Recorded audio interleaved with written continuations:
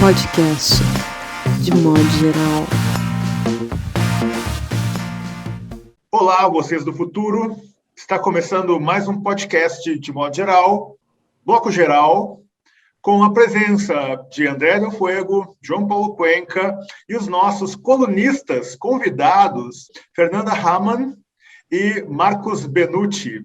A ideia hoje é falar um pouco sobre o que pode acontecer no dia 7 de setembro, mas também falar sobre arte e sobre futuro. Então, como Fausto Fawcett não está aqui para fazer a sua crônica e mantendo a tradição do podcast, começaremos por João Paulo Cuenca. Olá, boa tarde, boa noite, bom dia a quem nos escuta, a vocês, queridos amigos. Eu acho que esse 7 de setembro vai ser uma grande papagaiada de um governo completamente nas cordas, encurralado por todos os lados, encurralado pela justiça, encurralado pelos mercados agora, encurralado politicamente. O governo não pode mais pagar o preço que o apoio a ele custa. E o Centrão não se vende, se aluga. E já está caro demais. Então, assim, é um governo que vai tentar de tudo numa cartada de sobrevivência quase que final, na minha visão, para demonstrar algum tipo de poder. O fascista é isso, né? Quando ele está encurralado no canto, é como uma ratazana, né? É quando ele mostra os dentes, e, enfim, vão querer fazer isso da forma mais barulhenta possível. Eu acho que sobra para a gente, além de se manifestar também, não exagerar o tamanho dessas manifestações e o peso delas, entendeu? Eles estão levando isso como um tudo ou nada, porque é um tudo ou nada para eles, entendeu? Para nós, não. A gente está, nesse momento, eu acredito, em vantagem, estrategicamente falando, sabe? Mas eu acho que a esquerda, às vezes, não consegue enxergar isso. As pessoas elas ficam muito emocionadas com o bolsonarismo, às vezes mais emocionadas com o bolsonarismo do que até os bolsonaristas que desistiram de ser bolsonaristas. Então, eu acho que falta um pouco de sobriedade, na minha timeline, pelo menos, porque as pessoas estão muito preocupadas. E, na verdade, esse governo está muito nas cordas, muito mesmo. Não existe nenhuma condição para que um golpe, um contragolpe, na verdade, ou um golpe dentro do golpe, frutifique nesse momento. Não tem apoio internacional, não tem apoio da indústria, não tem apoio dos bancos, não tem apoio da imprensa, não tem apoio... Bem, tem apoio de algumas igrejas, mas não da Igreja Católica. Eu não acho que isso vai acontecer, entendeu? Diferentemente de outros momentos desse, de modo geral, durante a pandemia, em que a gente estava um pouco mais nas cordas, né? Mas agora são eles que estão nas cordas. Então, acho que a gente tem que se posicionar dessa maneira, como alguém que está do outro lado dessa corda. Eles estão no canto, a gente está no meio. João, e o que tu acha dessa coisa de, no dia 7, ser autorizado as manifestações pró-Bolsonaro e as contra-Bolsonaro? O que você pensa disso? Legalmente falando, não existe motivo para proibir uma manifestação na rua. Isso está guardado pela Constituição. Eu acho que, estrategicamente, a esquerda deveria esperar até o dia 12 para sair na rua, porque essa comparação vai ser inevitável e a gente pode perder o número de pessoas na foto. Até porque o lugar que escolheram para essa manifestação da esquerda é o Anhangabaú, que está fechado para obras ainda, ele não foi inaugurado. Então tem todo um impasse se a prefeitura vai deixar as pessoas entrarem naquele espaço. Provavelmente não vai deixar. Então vai ter um grande vazio no meio do Anhangabaú. Não é bom para a foto. Além do problema de segurança e tal. Se eu fosse uma liderança de esquerda, se eu tivesse um partido, ou uma associação de classe, ou um carro de som, eu ia falar, galera, vamos esperar dia 12, a gente faz uma foto mais bonita e maior. Mas, enfim, também respeito quem vai para a rua. Talvez eu até vá. Estrategicamente, eu esperaria 5 dias. André Del Fuego, você acha que esse momento crítico ele vai nos levar para uma dimensão de esgarçamento psicológico ainda não experimentado? Ou você concorda com o João que vai ser um dar burros na água de parte dessa turma maquiavélica e maluca? Duas coisas, assim, acho que tem um circo imenso. Toda vez que eu vejo aquele meme do Bolsonaro como a segunda independência e ele como a reencarnação de Dom Pedro dando a independência do Brasil e trazendo de volta a liberdade, eu me lembro de um projeto artístico que se pegou espanhol, eu não me lembro do projeto agora, perdão, mas é espanhol, e que pediu para vários artistas pegar grandes obras, grandes pinturas e adicionasse a elas a crise climática.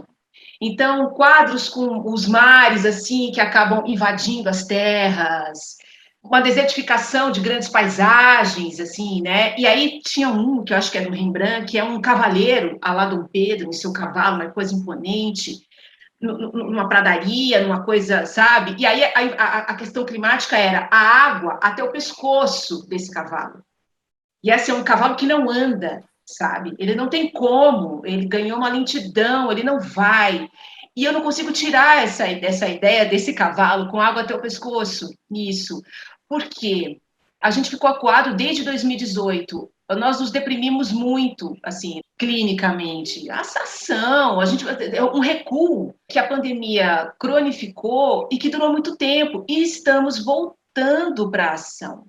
Eles contaram com esse recuo até agora. Essa coisa da guerra cultural, na área cultural, que foi tirando o chão, enfim, da produção, dos artistas, enfim, um cerceamento. O que foi aquela peça nazista daquele cara dizendo da obra, da cultura nacional, enfim. Nossa, é um pesadelo um após o outro, assim, que foi colocando todo mundo, acho que num certo recuo mesmo, até para pensar, até para elaborar o que está acontecendo. Eu me lembro da Merlina Chauí, lá na USP, quando o Bolsonaro ganhou, que a primeira coisa que ela disse era assim: agora é ser topeira, agora é cavar, ir para baixo e pensar.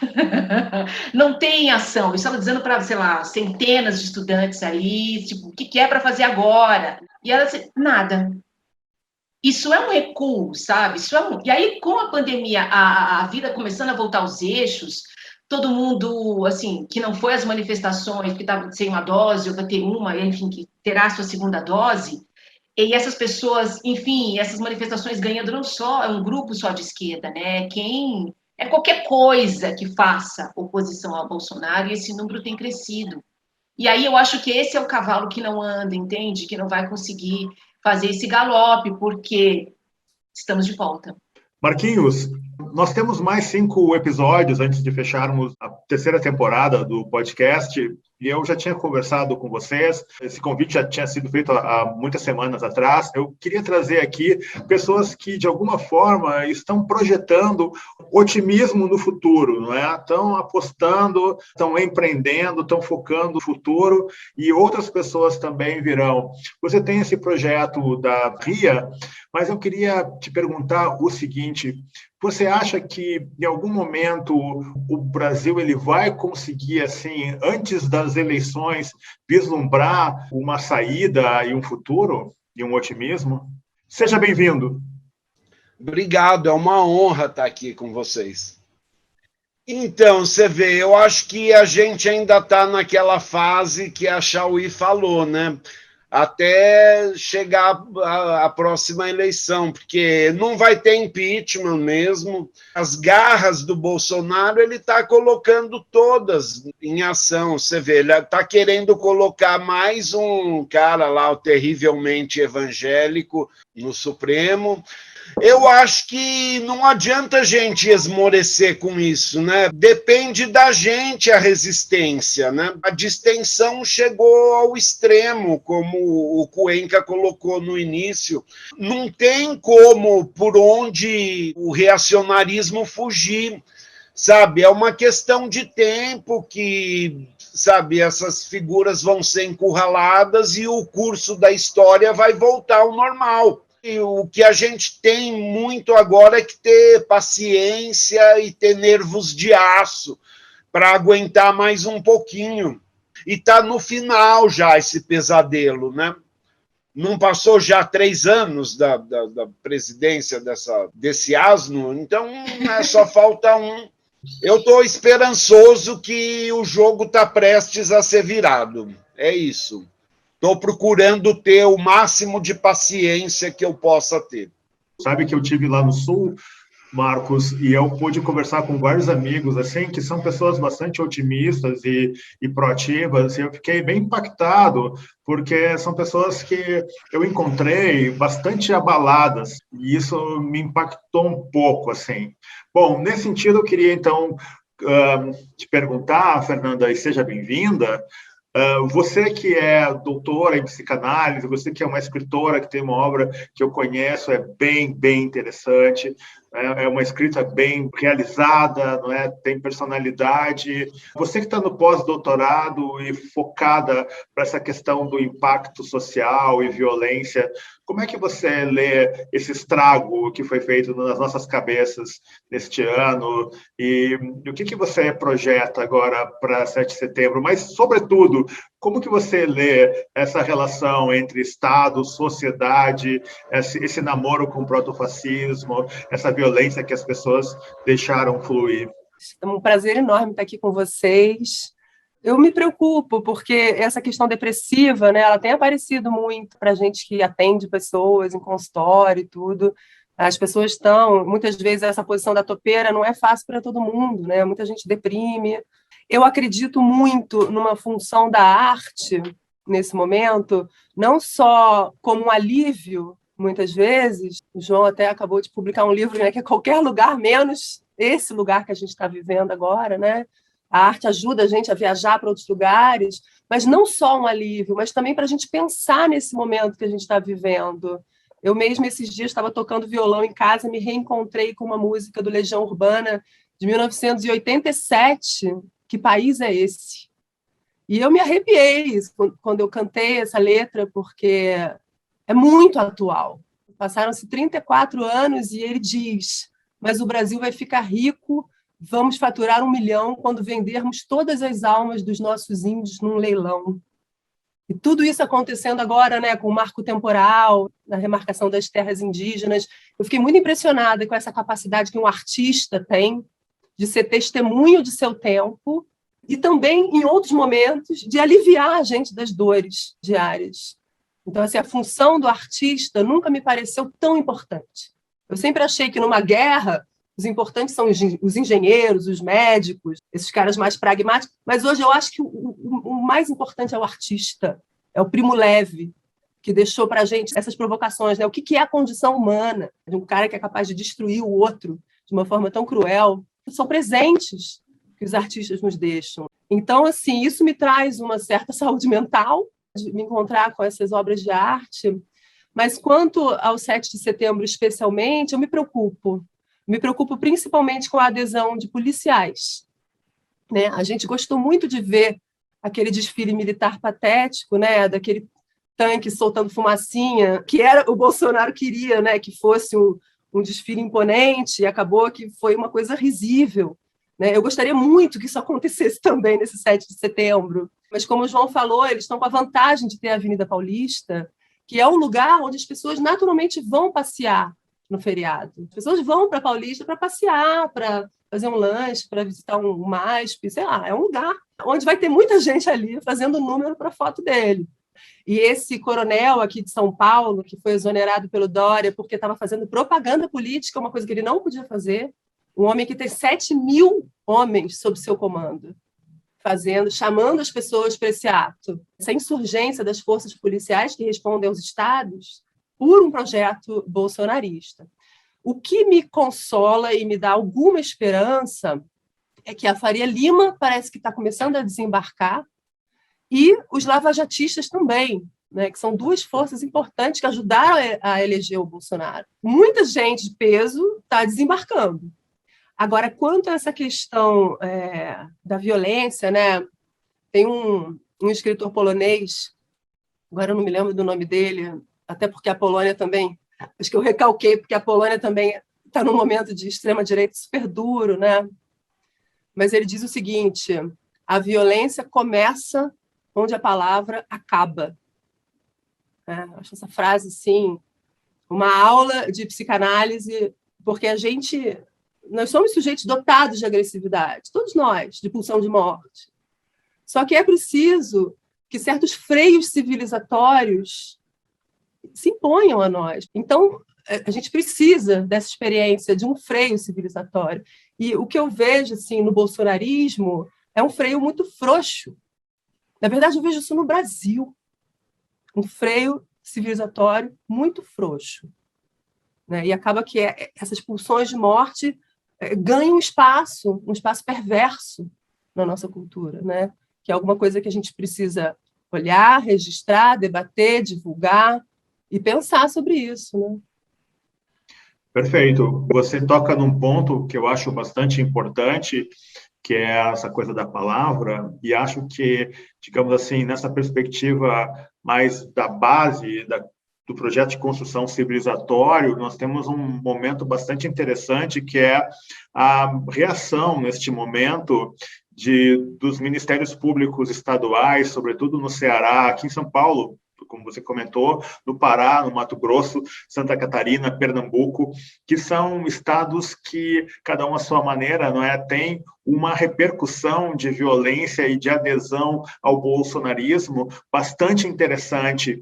Então, você percebe que, de alguma forma, não só a Faria Lima, ou os bancos, ou a elite econômica, etc., mas essa classe funcional de alto padrão que aplaudiu Sérgio Moro, que aplaudiu Bolsonaro, de alguma forma ela percebeu que o Brasil está meio que à beira do abismo e que, sob o ponto de vista da cultura e da arte, também está profundamente comprometida. Toda essa repercussão que houve com a Fundação Palmares, que foi deflagrada de uma forma assim mais extensa para a população, os absurdos, né, do seu presidente, do seu diretor lá, o Camargo, isso vai se encadeando numa espécie de consciência casuística do erro que se cometeu. Eu achei muito interessante, bastante emblemática, essa ação que foi entrada, uma ação civil pública contra o juiz Sérgio Moro, quer dizer, o ex-juiz Sérgio Moro, né, pelo Ministério Público Federal. E na argumentação dessa ação civil pública estava dito lá esse aspecto que é fundamentalmente ético, né? Ele era juiz, ele é determinante para aquela consequência ali da prisão do ex-presidente Luiz Inácio Lula da Silva, e aí ele imediatamente, praticamente, e quase num concerto, né, que é de tempo, né, e espaço ali, ele assume como ministro da Justiça do Bolsonaro. Então, parece que tem uma reflexão, fichas estão caindo, mas, ao mesmo tempo, eu percebo, justamente como você colocou, e era o ponto da minha fala, eu dei uma modificada um pouco dessa primeira observação, Fernanda, que é o fator, caramba, polícias militares, colecionadores, atiradores esportivos, caçadores, essa turma que parece assim muito sensível a essa motivação de WhatsApp, a esse insuflar que me parece que está sendo que não está sendo percebido assim. Nós nem temos como, não é, acompanhar e ter toda a dimensão do quanto essas pessoas estão sendo insufladas para o dia 7 de setembro. Então, eu acho, João Paulo Cuenca e André Del Fuego, que, de alguma forma, eu acho que é um erro fazer qualquer coisa de oposição no dia 7 de setembro, sabe? Porque se o golpe for tentado, deixa os caras tentarem, sabe? E fazer da forma... Porque essa coisa do conflito é a aposta que Bolsonaro quer. E eu não vejo como as pessoas se encontrando no metrô, por exemplo, nas ruas, entende? O cara lá com a camiseta do Bolsonaro e o outro fora Bolsonaro, entende? Só que um grupo desses dois vai estar armado e totalmente insuflado. Então, acho que isso só pode acabar bem para a intenção do Bolsonaro. Não sei se vocês concordam com isso. É dar a faca, o queijo, a mão, a mesa, o lugar inteiro, as vacas, todas na mão dele, porque desse 7 de setembro, desse circo todo, que, assim, circo não amenizando, né, como a Fernanda disse, essa adesão dos policiais, e tem toda essa adesão também dessa ala neopentecostal, isso não é pouco, vai ter gente, vai ter ônibus chegando, não vai ser pequeno. Acho que o João Paulo Cuenca falou isso no começo, assim, dando muita emoção para isso. É bom baixar essa bola também, porque a gente pode replicar isso mais do que deveria, por conta de uma emoção, assim, porque a gente está falando de imagens, né? Qual é a foto, né? Então, essa reação numa rede social também, ela vai insuflando isso e aumentando muito mais. Eles usam essa reação que a gente tem também como índice, como mais um valor ali, né? Mais um Bitcoin ali na carteira deles, né? Porque imagine quando tem só quando só tem a esquerda já tem filtrado, imagine as duas. É claro que vai ter provocador. 1, 2, 3, 4, muitos. Eles estão pensando nisso o tempo inteiro. Eles estão de pau duro, todos eles, os broxas. Estão todos assim com a libido para esse momento, sabe? Existe um desejo por uma destruição que vai construir algo novo. Então, pouco se sabe o que é esse novo. É para não destruir, é porque o comunismo vai destruir, mas o que se constrói, pouco se fala também. Não se tem muita ideia. Se perguntar para qualquer um desses, assim, do Telegram, imagino que não tenha ideia.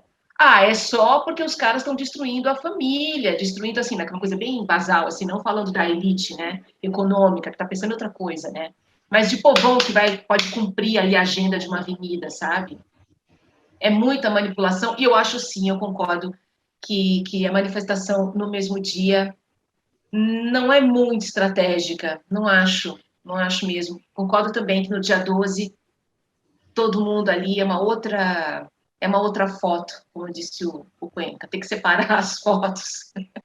Você sabe, João, que lá no Sul também pude falar com alguns familiares que eu não falava há muito tempo, e essa crítica muito forte ao Congresso, que é uma crítica super amparada por qualquer leitura e argumento medianamente lúcido. Nós temos um Congresso que é muito ruim, né? E as pessoas, esse presidente da Câmara dos Deputados, muito mais flagrantemente que o Maia, mas não menos perverso, né? Os dois muito perversos, ele está jogando muito contra os interesses da população, do povo brasileiro, etc., descaradamente.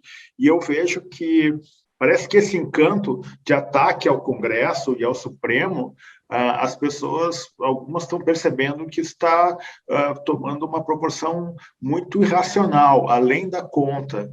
Você, João Paulo Cuenca, você acha que, naufragando, do ponto de vista bolsonarista, o dia 7 de setembro, a gente pode ter uma mudança de proporção, de adesão nesse grupo de adoradores do bolsonarismo? Ou não tem como mexer nesses caras? Não tem como mexer. Tem um núcleo duro ali que vai afundar com esse navio, e vai ser bem diferente do que foi a era Collor, por exemplo, que, enfim, depois que o Collor caiu, você não trava ninguém que tinha votado no Collor, né? Foi um milagre a eleição do Collor, porque as pessoas que votaram no Collor não admitiam que votaram no Collor. Tiraram rapidamente aquele adesivo dos seus carros, né? Hoje em dia não dá, né? Está registrado nas redes sociais e tal. Então isso também é um fator de radicalização. Quanto mais eles apostam nisso, essa parcela que não saiu até agora, que não desbarcou até agora, mais eles vão apostar nisso, porque também o regime de informação a qual eles são submetidos e o que eles entendem por verdade é um troço completamente contaminado pelo bolsonarismo. Então, é como se eles vivessem numa outra realidade. Eles não estão vivendo nesse mundo, né? Eles vivem num outro mundo.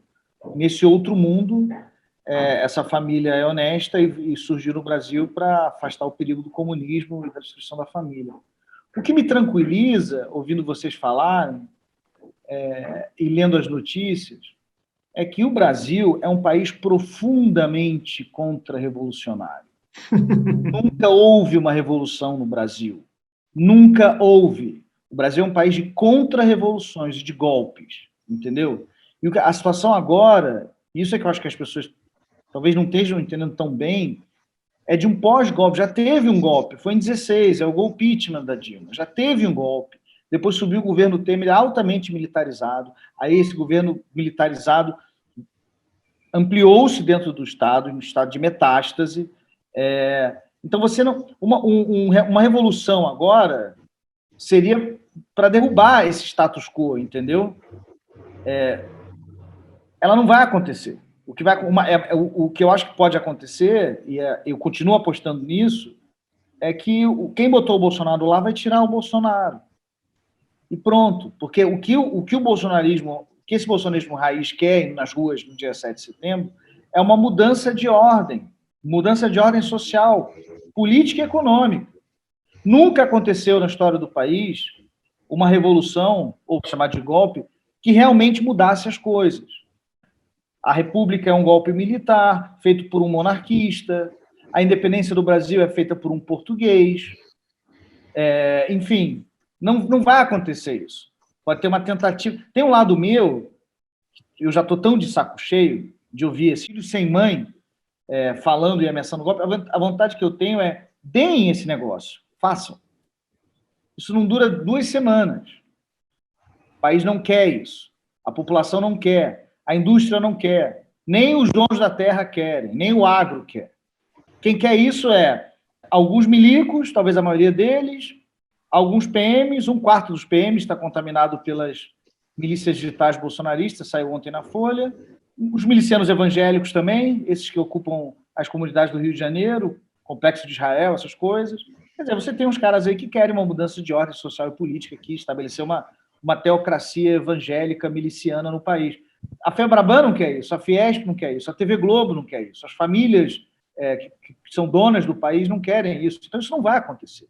Ponto. Isso é uma grande, voltando ao Collor, pantomima. Ele não falava essa palavra? É uma grande palhaçada, entendeu? E eu acho que a gente também tem que esvaziar um pouco esse balão, no sentido de não se impressionar tanto. Essa revolução que eles querem fazer, ela não vai acontecer. Marquem as minhas palavras, anotem, salvem isso aqui. Isso não vai acontecer. Não rola. O Brasil é anti-revolucionário. E o que o bolsonarismo quer e propõe, desde o seu início, lá atrás, é uma revolução. Os militares foram de carona com esse bolsonarismo, vão descartar esse bolsonarismo, vão continuar no governo. Seja lá qual for o próximo governo, se ele cair, entrar o Mourão, e o Mourão se elege, se isso acontecer, se for até o Lula, esse pessoal vai continuar lá, um pouco menos, talvez. O brasileiro, ele é o centrão, né? Inclusive, toda a esquerda, tudo é centrão, incluindo a esquerda, de alguma maneira, né? É o pragmatismo, né? E uma coisa, um sintoma desse comportamento brasileiro, a gente está vendo agora, pela adesão à vacina, mesmo dos antivax. É maravilhoso, né? Vai lá bonitinho, vai lá e vacina, porque é pragmático. É pragmático. Antes de vir os passaportes aqui sanitários, muito antes, essa adesão aconteceu antes. É porque tem ali um vizinho que se internou e tal, assim, a coisa vai... É um pragmatismo mesmo. Sacana, muito sacana, mas é um pragmatismo. E eu concordo, eu acho que não tem, acho que cavalo com água no peso... O cavalo não vai, esse cavalo não anda. Mas, André, essa questão da vacina, eu acho importante a gente lembrar também que isso é uma conquista importante do SUS, né? Ah, claro, o SUS está aí há décadas. Então, assim, ele construiu uma cultura de vacinação muito... as pessoas aderem a essa cultura sólida, há muitas décadas. Né? Seria bom se o Brasil tivesse um sistema único de educação à imagem do SUS, né? Como esse sistema único de saúde, assim, que pudesse fazer um trabalho pela educação, como o trabalho que o SUS vem fazendo, quase por um milagre, né? Com todas as dificuldades nesses anos todos, né? É que essa coisa do sistema SUS, dele está nessa OBS, está em cada bairro. Então, se você está passando por ali, as pessoas estão tomando, né? Porque tem uma estrutura, essa capilaridade, né? De uma força, né? Quem dera, né? A educação e acesso à arte, né? Você estava falando da arte agora há pouco como... Não sei se a gente pode dizer o tempo todo isso, mas um lugar de cura? Não sei. Depois eu fico pensando, e os artistas, como que eles se curam com a arte? Você sabe, o Freud se fez essa pergunta, né? O que é a criação artística? Em vários momentos ele tem artigos sobre isso, né? Ele fala que a criação artística é como um brincar de uma criança, que é um momento ali que o artista está brincando, ele está vivendo um mundo de fantasia, e ele leva muito a sério esse mundo de fantasia, né? Mas não rompe com a realidade, né? Mas não rompe com o mundo, né? Essa que é a diferença para surto, né? Para ser um psicótico. Mas outro dia eu estava comentando uma coisa, enfim, com amigos escritores também, sobre a escrita, que a gente tem a ideia da escrita como alguma coisa que nomeia, penteia, organiza. E se ela nomeia, se a escrita ela pode, enfim, a escrita como narrativa, se acontece alguma coisa, um trauma, por exemplo, e aí a narrativa que você constrói daquele trauma, talvez a narrativa possa ser mais traumática do que a própria coisa, né? Eu aqui, hipocondríaca, faço uma narrativa muito pior do que a minha situação própria, muito pior.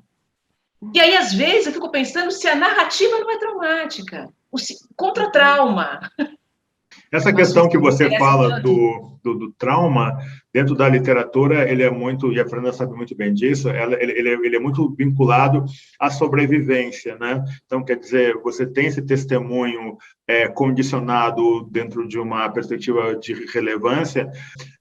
na medida em que ele, digamos assim, ele relata esse trauma, mas daquela pessoa que sobreviveu. E aí eu imagino que sim, se cria aí toda uma projeção que, de alguma forma, pode ser capturada dentro da perspectiva de, olha, isso aqui foi realmente desastroso. E aí pode funcionar como uma espécie de bicho-papão para a meninada, né? Essa conjuntura geral, assim. Mas eu queria te perguntar, Marcos, o teu projeto da RIA, nessa linha que a Andrea levantou e a Fernanda também falou, de alguma forma, esse diálogo que se coloca dentro desses espaços, de uma revista que publica as pessoas e as pessoas se envolvem, né, com aquela arte ali, né, com aquela dimensão de arte e lúdica e de criação ali, eu acho que isso, de alguma forma, salva as pessoas.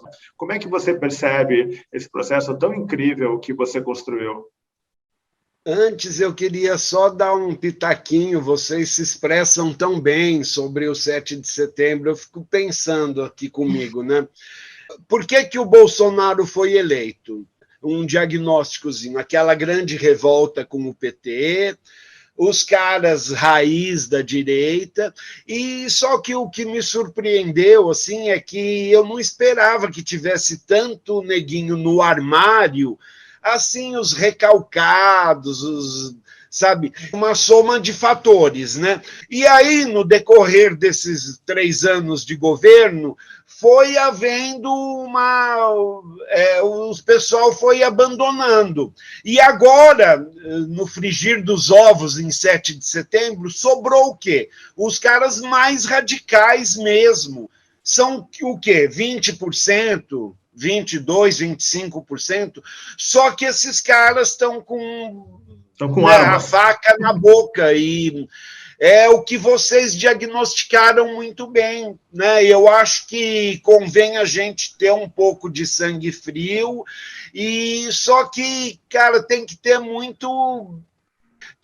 muita paciência para ver o estrago que esses 20% que vem babando vão fazer. Né? Eles vão lotar a Paulista mesmo, e aí vai dar uma impressão de que é uma multidão. Né? Isso que eu fico, sabe, isso que me dá apreensão, a gente ter paciência de esperar isso, que, né, os caras vão dizer que eles são muito mais do que eles são na realidade, porque a Paulista vai estar à disposição deles, né? Mas agora o que o Paulo me perguntou. Veja, eu outro dia, há pouco tempo, eu vi, acho que foi o Marçal falando que ele escreve para ele mesmo, em última instância, né? Eu já tive um comércio tinha como objetivo ter o maior número de amigos, de frequência, e aí eu estou indo, acho que, para um ponto de inflexão, sabe? Eu estou a nossa livraria vai ser um espaço pequeno, mas já me dá muita satisfação que a gente está indo para a 17ª edição mensal da nossa revista virtual. E, já passaram dezenas e dezenas, poucas centenas de pessoas que, sabe, pensam como a gente, querem ter um ponto de encontro, mesmo que seja virtual, para falar sobre arte, sobre literatura e sobre como resistir a esses tempos nos quais a gente foi jogado e não deu para escapar, né? Eu queria muito não estar envolvido nesses tempos tão retrógrados, porque é uma avalanche que veio para cima da gente. Veja, é duro de engolir, né? Em todas as áreas, esse governo bota lante. É um cara contra o meio ambiente, contra a educação, contra a cultura. São tudo anti-ministros que ele tem, e ainda bem que a gente tem amigos queridos que dão uma força, um dá força para o outro, para resistir a esse momento difícil. Espero que breve a gente esteja junto de novo. Eu quero dar um depoimento, por gentileza. Assim. Olha, Marquinhos, eu aprendi a escrever no bar que era você, certo? Do que da mercearia era você, e que vai para a Ria. Foi onde eu aprendi Obrigado. a fazer o que eu faço. É uma coisa assim, a minha sensação é assim, da casa onde os filhos cresceram, sabe? Então, aí a casa onde os filhos cresceram não é mais a casa vendeu, a casa foi para outro lugar, mas aquilo ali foi a infância da minha literatura.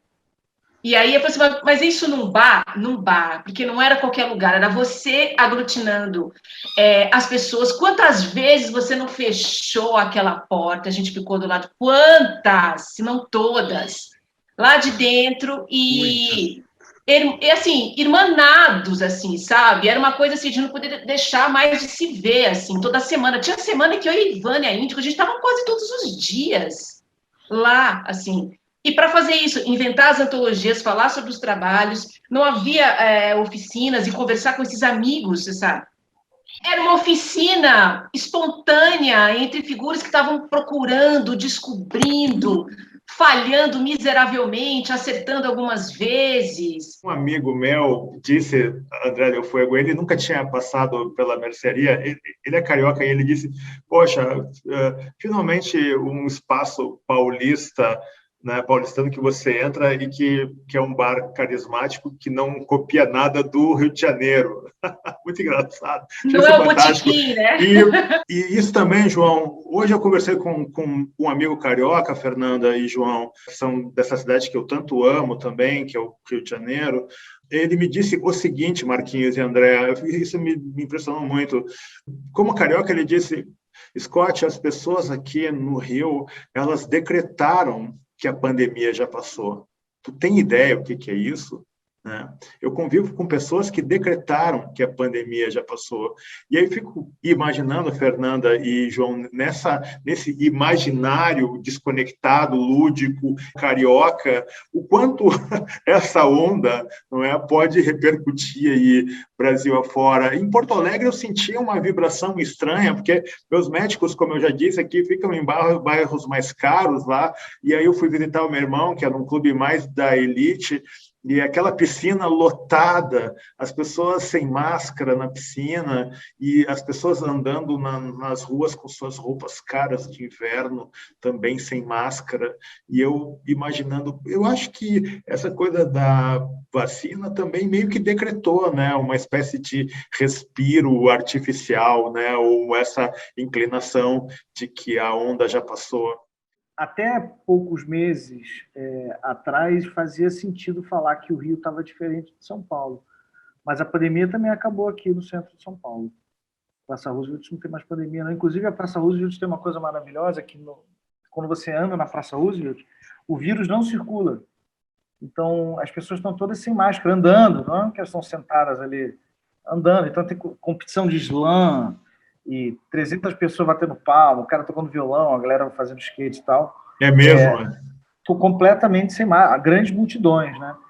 Eu acho que também, assim, as pessoas estão, todo mundo, pelo menos, já tomou uma primeira dose e tentar, seria maravilhoso que as pessoas fossem muito responsáveis, mas assim, depois de um ano e depois de quase 2 anos e com o governo fazendo campanha contra, eu acho que é pedir demais que as pessoas fiquem em casa nesse momento, sabe? Eu já acho que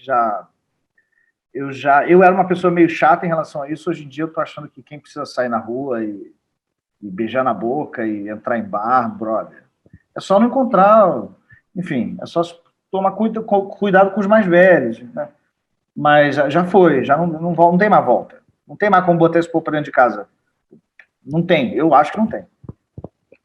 Eu acho, João, que assim, até me incluindo, né, como brasileiro, acho que tem uma questão no Brasil, né, que tem uma tensão entre o indivíduo e a coletividade, que aqui no Brasil as coisas acabam entrando num certo âmbito muito individualista, né, que elas têm dificuldade de colocar a coletividade à frente dos seus desejos pessoais. Assim, isso, eu acho que foi isso que o Sérgio Buarque de Holanda tentou dizer no O Homem Cordial. Eu acho que ele é mal interpretado, as pessoas acham que ele se colocou a serviço de um discurso que não houve violência na história do Brasil, né? Que o brasileiro é muito generoso, o brasileiro...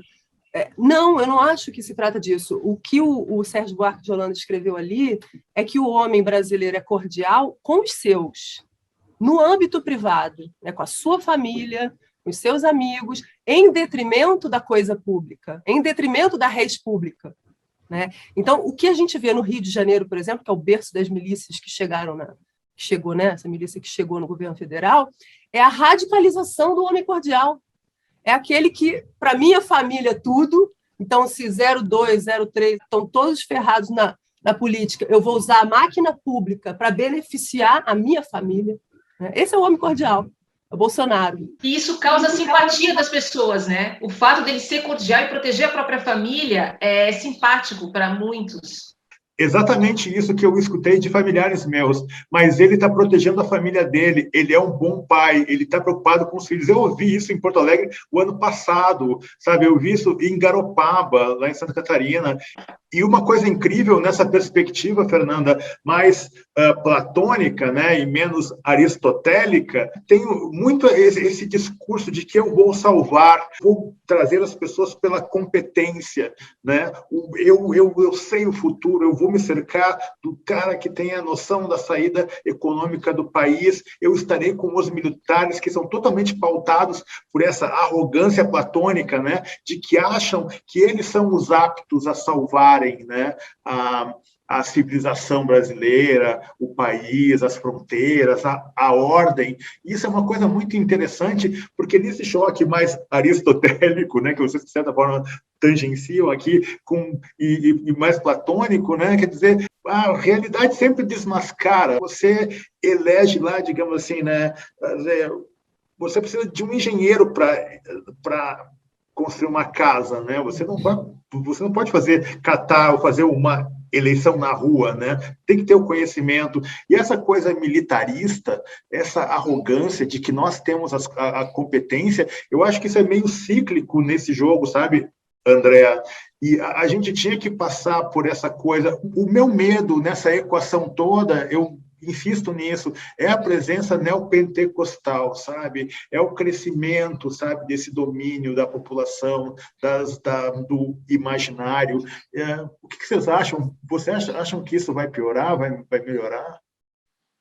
Acho que a religião e a coisa neopentecostal, que inclui o corpo muitas vezes, porque tem música, tem uma coisa, uma relação comunitária, ela tirou o lugar da arte, né? A fruição estética foi para esse lugar, né? Toda para esse lugar possível, e pelo menos uma parte dela, né? E enquanto não... Isso é uma coisa que não joga a religião debaixo do tapete. A religião é uma alienação e vamos pensar em outra coisa. Não existe isso. Não existe. Mas vocês viram recentemente que o Sérgio Camargo abriu um edital para mudar a logomarca da Fundação Palmares, porque ela é um machado de Xangô, né? Então, ele quer uma outra logomarca que inclua as cores do Brasil. Olha só. Isso é muito emblemático. E isso que a Andréia falou, dessa luta, né, do bem contra o mal que existe nas religiões monoteístas, ela é tão reducionista, né? Ela reduz a um maniqueísmo, né? É o bem e o mal, portanto, eu estou no lado do bem, lógico, e o outro é o mal, né? Ao passo que os politeísmos, eles mostram que a condição humana é plural, né? O bem e o mal habitam a todas as pessoas. O monoteísmo é a proto-rede social, né? No fim das contas, né? É isso, né? O mesmo algoritmo. Brilhante, brilhante. É uma bolha, né? É uma bolha, é uma bolha. Então, vamos fazer uma rodadinha final aí, gente. Foi muito legal essa conversa. Para onde vamos aí? O que vocês acham que vai acontecer aí para além do 7 de setembro, para além da nossa cegueira, para além das nossas cristalizações? Olha, eu estou muito ansioso para lançar o meu livro presencialmente, né? Acabei de sair esse livro de crônicas aí, acabei de lançar ele. E, na verdade, eu fiz um lançamento numa live, né, do Afonso, vou fazer uma outra agora dia 14, mas eu quero muito fazer um lançamento numa livraria e encontrar as pessoas e abraçar elas. e Pode ser lamber uma a testa livraria dela. pequena? Pode ser uma livraria pequenininha. Marquinhos, você não tem Mas é noção do que óbvio. vai acontecer na vida. Eu quero tá? fazer Você o ainda primeiro não tem ideia. lançamento. O primeiro dia que tiver aberto, eu quero fazer o lançamento desse livro lá, Marquinhos, tá combinado. Tá combinado, mas ainda vai ser em novembro, tudo der certo. Aí já vai estar todo mundo com terceira dose, tá tudo seguro. Eu, pelo menos, acho que vou estar, porque minha faixa etária se encaminha para a terceira dose. Vocês novinhos aí... Estou muito ansioso pela retomada, e a minha preocupação agora, e a gente volta a um tema do primeiro episódio dessa temporada, de um modo geral, a gente está sobrevivendo à pandemia, e a pandemia no governo Bolsonaro e tudo mais. Agora a gente vai ter que sobreviver à reabertura, ao carnaval, à farra dionisíaca que vai ocupar as ruas dessas cidades brasileiras quando realmente tudo isso tiver passado. Eu fico um pouco apreensivo até. Olha só que eu sou uma pessoa que não tem esse tipo de medo. Mas eu acho que estou pensando, inclusive, em contratar um serviço de enfermagem para me acompanhar no carnaval. Um SAMU paralelo. Nem vou dizer, André Del Fuego, a imagem que me veio à cabeça agora, João Paulo Cuenca, de paciente, cercado de enfermeiras, de enfermeiros. Um negócio incrível. E o SAMU ali do lado, andando devagarzinho. Eu acho... Bom, eu vou lançar um livro também no dia 6 de outubro, né? E... depois de 9 anos, é uma sensação... Nossa, parece que é a primeira vez que lanço um livro.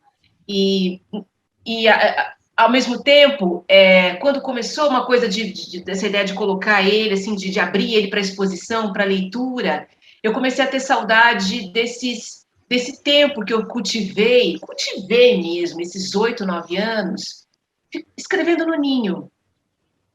No ninho. Só pensando nisso, assim, na cozinha da escrita, sabe? Nada mais do que isso, fazendo versões e versões e versões de um romance, que até agora não deu certo, até que saiu a Pediatra no meio dessa coisa toda, que é esse que vai sair. Tenho mesmo vontade de fazer um presencial, mas não imagino fazendo esse ano. Eu estou ainda nessa coisa mais reservada ainda, por conta do meu filho que não é vacinado ainda, o que eu me considero não vacinada, não tendo meu filho vacinado, entende? É isso, não tenham filhos, crianças. Sim, né? porque ele é super grupo de risco, não é? Sim, ele é asmático, está fora de cogitação. Então, você não lança livro há 9 anos, mas você lançou o Chiquinho, que é muito mais do que lançar um livro. Você sabe que eu fiquei grávida numa caminhada, eu estava pensando, fazendo uma caminhada, Marquinhos, e eu pensei comigo, puta, cara, um livro nunca vai chegar perto de uma pessoa. Eu sei que ali começou o instinto da maternidade. Ali começou. Você tem razão, eu lancei o Chiquinho. Mas ano que vem, acho que a gente pode fazer isso, né, João? Ainda que o João faça o lançamento agora em novembro, eu acho que esses 2 anos merece, assim, festa ininterrupta, com os nossos livros e 3, 4 lançamentos do mesmo livro. Eu lembro que a Morgana Kretzmann lançou o Alpó uma semana antes da pandemia. Refazer o lançamento de Alpó, não é? A gente botar os nossos livros de novo, fazer um carnaval. Isso é legal mesmo, hein? Literário. Então, Marquinhos, já emenda aí.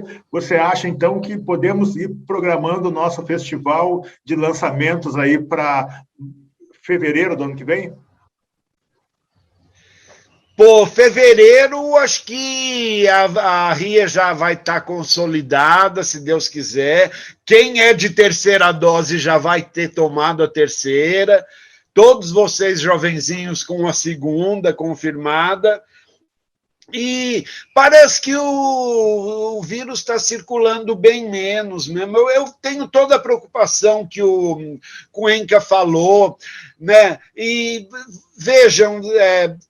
qual foi o máximo que a gente conseguiu de isolamento? 50%?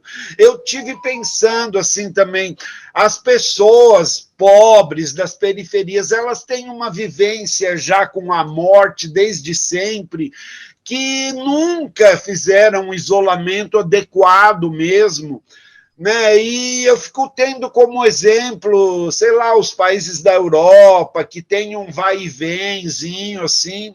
Eu tenho uma certa apreensão, mas né, não dá para ser só pessimista, né? Então, eu espero, cara, eu tenho visto nas ruas, é o que o Cuenca falou da Roosevelt, sabe, os bares já voltaram a estar lotados, não tem mais mesa sim, mesa não. E, cara, o pessoal acho que aguentou o quanto pôde, né?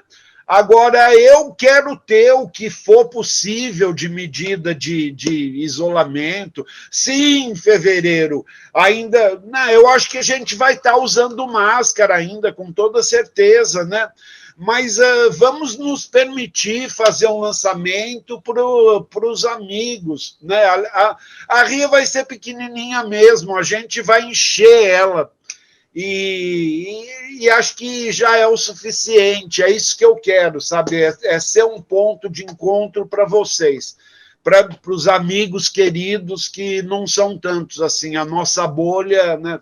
Queria que a nossa bolha fosse tão grande para não permitir que esse asno fosse eleito presidente, mas não é, a nossa bolha é pequena, então vamos viver nela e viver feliz, né? Fernanda Raman de Oliveira. Eu achei bonito que vocês acabaram, né, com esse olhar mais para o futuro, falando exatamente, confirmando essa minha ideia de que a arte é o que nos mantém vivos, né? Mesmo nesse momento. A arte salva. A arte salva. Eu também estou na fila, hein, Marquinhos? Eu estou organizando um livro de contos. Ô, queridão, vai ser uma honra imensa. Só mulheres. Nossa, que lindo, que lindo. Também quero lançar lá na Ria. Oh, vai ser uma honra. Marquinhos, um carro alegórico, um caminhão alegórico da Ria, com a mesa em cima, som, a gente ali entende, sabe? Percorrendo as ruas de São Paulo, cara. Tem que ser alguma coisa, tem que ser uma coisa incrível. Bloco da Ria. Bloco da Ria. O Bloco da Ria é o bloco para carnaval, que o carro alegórico é o SAMU. Aí a gente bota umas caixas de cano, né? E aí tem lá o enfermeiro dirigindo, a enfermeira ali, a prontidão, né? E a gente atrás do Bloco da Ria. Bom, eu não vou dizer nada, vamos encerrar o episódio com essa energia maravilhosa e obrigado, então, a presença dos nossos colunistas improvisados aqui, provisórios, Fernanda Raman, Marcos Benucci, e também os fixos e fundadores do podcast, André Del Fuego e João Paulo Cuenca. Obrigado pela audiência e até a próxima.